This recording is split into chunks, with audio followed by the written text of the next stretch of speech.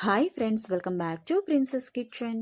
ఈరోజు మన స్పెషల్ వీడియోలో వెరీ టేస్టీ గోబీ 65 రెసిపీ మీతో షేర్ చేసుకోబోతున్నాను ఫ్రెండ్స్. క్యాలీఫ్లవర్తో ఎన్నో రకాల స్నాక్స్ అనేవి మనం ప్రిపేర్ చేసుకోవచ్చు. ఆ ప్రాసెస్లోనే మనము గోబీ 65 చాలా సింపుల్గా తక్కువ మసాలాస్తో ప్రిపేర్ చేయొచ్చు. సో లేట్ చేయకుండా ప్రాసెస్ చూసేసుకుందామా? చాలు. ముందుగా గోబీ మొత్తాన్ని కూడా శుభ్రం చేసుకొని మీడియం సైజ్ ముక్కలుగా చేసి పక్కన పెట్టుకోవాలి. గోబీ 65కి మీడియం సైజ్ ముక్కలు అయితేనే చాలా బాగుంటాయి. నెక్స్ట్ స్టవ్ ఆన్ చేసుకొని ఒక వెసల్లో వాటర్ వేసుకోవాలి. ఇందులో రుచికి సరిపడా ఉప్పు, ఓన్లీ గోబీ ఉడకడానికి ఎంతైతే ఉప్పు సరిపోతుందో అంత మాత్రమే వేయండి. కొంచెం పసుపు వేసుకొని వీటి మొత్తాన్ని కూడా బాయిల్ చేసుకోవాలి. ఇలా బాయిల్ అయిన వాటర్లో మనం శుభ్రం చేసి మీడియం సైజ్ ముక్కలుగా కట్ చేసి పెట్టేసుకున్న గోబీ అంతటిని కూడా ఇందులో యాడ్ చేసుకోండి. ఈ క్యాలీఫ్లవర్ ముక్కలన్నీ కూడా జస్ట్ 1 మినిట్ ఈ నీళ్ళలో కుక్ అయితే చాలు. ఓవర్గా కుక్ చేయాల్సిన అవసరం లేదు. ఒక్క 1 మినిట్ పెట్టేసేయండి. పర్ఫెక్ట్గా మనకి క్యాలీఫ్లవర్ ముక్కలన్నీ కూడా ఉడుకుతాయి. ఇలా ఒకసారి కలుపుకొని స్టవ్ ఆఫ్ చేసేయండి. పర్ఫెక్ట్గా మనకి ఈ క్యాలీఫ్లవర్ అంతా కూడా ఉడుకుతుంది.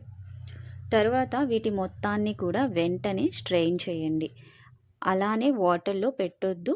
సో వాటర్ అంతా కూడా ఈ క్యాలీఫ్లవర్ పీసెస్ అనేవి పీల్చుకోవడం జరుగుతుంది. దానివల్ల 65 రెసిపీ అనేది టేస్ట్ అనేది ఉండదు, వాటరీగా ఉండడం జరుగుతుంది. ఇలా వీడియోలో చూపిస్తున్న విధంగా వాటర్ మొత్తాన్ని కూడా స్ట్రెయిన్ చేసేసుకొని ఈ ముక్కలన్నిటినీ కూడా ఒక బౌల్లో వేసి పక్కన పెట్టేసేయండి.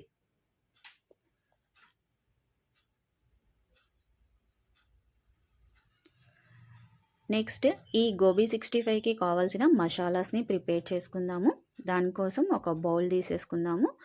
ఒక బౌల్లో 1/2 teaspoon homemade garam masala, 1 teaspoon homemade ధనియా పౌడర్, 1/2 టీ స్పూన్ పసుపు, రుచికి సరిపడా ఉప్పు, కారం 1.5 టీ స్పూన్ తీసుకోండి. కారం అనేది మీ టేస్ట్ అకార్డింగ్ యాడ్ చేయండి. తర్వాత కార్న్ఫ్లోర్ 2 టేబుల్ స్పూన్లు తీసేసుకున్నాను. వీటి మొత్తాన్ని కూడా మంచిగా కలపండి.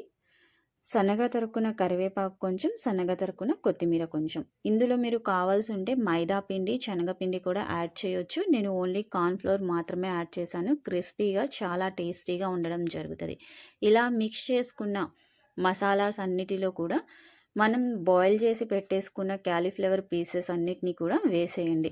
ఇది వేడిగా ఉన్నప్పుడు వేసినప్పుడు ఇందులో ఉన్న తేమతోనే ఈ మసాలాస్ అన్నీ కూడా క్యాలీఫ్లవర్ ముక్కలకి పట్టడం జరిగిద్ది. ఇలా వీడియోలో చూపిస్తున్న విధంగా మిక్స్ చేసుకోండి. మనకి ఏ ముక్క కూడా చెదరకుండా పర్ఫెక్ట్గా ఉండడం జరుగుతుంది. చూసారు కదా? సో వీటి మొత్తానికి మసాలాస్ అంతా కూడా పట్టింది. సో ఒకసారి ఉప్పు టేస్ట్ అనేది చూసుకొని అడ్జస్ట్ చేసుకోండి, సరేనా? నెక్స్ట్ వీటి మొత్తాన్ని కూడా ఫ్రై ప్రాసెస్ చేసుకుందాము. షాలో ఫ్రై ప్రాసెస్ చేస్తున్నాను నేను, డీప్ ఫ్రై ప్రాసెస్ అయితే చేయట్లేదు. ఎక్కువ ఆయిల్ అవుతుంది కాబట్టి, సో ఆయిల్ అనేది ఎక్కువగా మనం తీసేసుకోవడం అంత మంచిది కాదు అనేసి నేను షాలో ఫ్రై ప్రాసెస్ చేస్తున్నాను. సో ఆయిల్ని మీడియం ఫ్లేమ్లో హీట్ చేసుకోండి. సో ఇలా హీట్ అయిన తర్వాత ఈ క్యాలీఫ్లవర్ ముక్కలన్నిటినీ కూడా ఇందులో వేసేయండి. ఆ ఆయిల్కి ఎంత అయితే ముక్కలు సరిపోతాయో అంత ముక్కల్ని వేయండి. ఎక్కువ ముక్కల్ని వేయడం వల్ల అవి మంచిగా ఫ్రై అవ్వవు.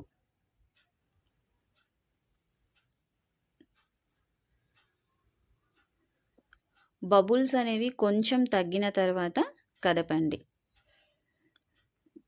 కడాయికి అంటకుండా పర్ఫెక్ట్గా రావడం జరుగుతుంది. బిగినర్స్ కానివ్వండి అండ్ ఆయిల్ని ఎక్కువగా యూజ్ చేయలేని వాళ్ళు, సో ఈ ప్రాసెస్ అనేది మీరు చేసినట్లయితే మీకు పర్ఫెక్ట్గా డీప్ ఫ్రై ప్రాసెస్ లాగే రావడం జరుగుతుంది. మనకి ఎక్కువ ఫ్రై ప్రాసెస్ అవసరం కూడా లేదు. ఇది ఆల్రెడీ బాయిల్ అయిన పీసెస్ అండ్ ఈ మసాలాస్ అన్నీ కూడా జస్ట్ ఆయిల్లో ఫ్రై అవ్వాలి. ఇలా 2 మినిట్స్ మనకి ఈ ఫ్రై ప్రాసెస్ అనేది ఉంటుంది. వీటి మొత్తాన్ని కూడా ఆయిల్లో నుంచి తీసేసుకోండి. ఇదే ప్రాసెస్లో మనము మిగిలిన క్యాలీఫ్లవర్ పీసెస్ అన్నిటినీ కూడా షాలో ఫ్రై చేసేసుకుందాము. సో ఇది వేసుకునేటప్పుడు నేను కొన్ని కరివేపాకు, పచ్చిమిర్చి ముక్కలు కూడా ఇందులో యాడ్ చేయడం జరిగింది. అండ్ నేను స్టార్టింగ్ మసాలాస్లో ఇవి యాడ్ చేయలేదు, ఎందుకంటే అవి పూర్తిగా మిక్స్ అయిపోవడం జరుగుతుంది. సో ఈ టైంలో మనము వీటిని ఇలా వేసేసుకుంటే పర్ఫెక్ట్గా టేస్ట్ అనేది, ఆ పచ్చిమిర్చి టేస్ట్ని కూడా మనం ఎంజాయ్ చేయగలుగుతాము. ఇలాగే వీటిని కూడా ఫ్రై ప్రాసెస్ చేసుకొని పక్కన పెట్టేసుకుందాము. ఇంకా సర్వింగ్కి తీసేసుకుందాము.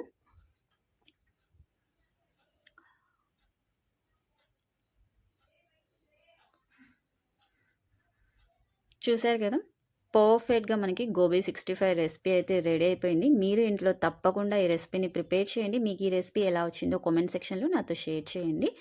ఈ రెసిపీ మీకు ఎలా అనిపించిందో కూడా కామెంట్ సెక్షన్లో నాతో షేర్ చేయండి. ఛానల్ని సబ్స్క్రైబ్ చేయండి. ఈ వీడియోకి ఒక చిన్న లైక్ ఇవ్వండి ఫ్రెండ్స్. మీ లైక్ అనేది నా నెక్స్ట్ వీడియోకి మోటివేషన్. మళ్ళీ ఇంకో కొత్త టేస్టీ రెసిపీతో మీ ముందుకు వచ్చేస్తాను. అప్పటి వరకు థ్యాంక్స్ ఫర్ వాచింగ్. బాయ్.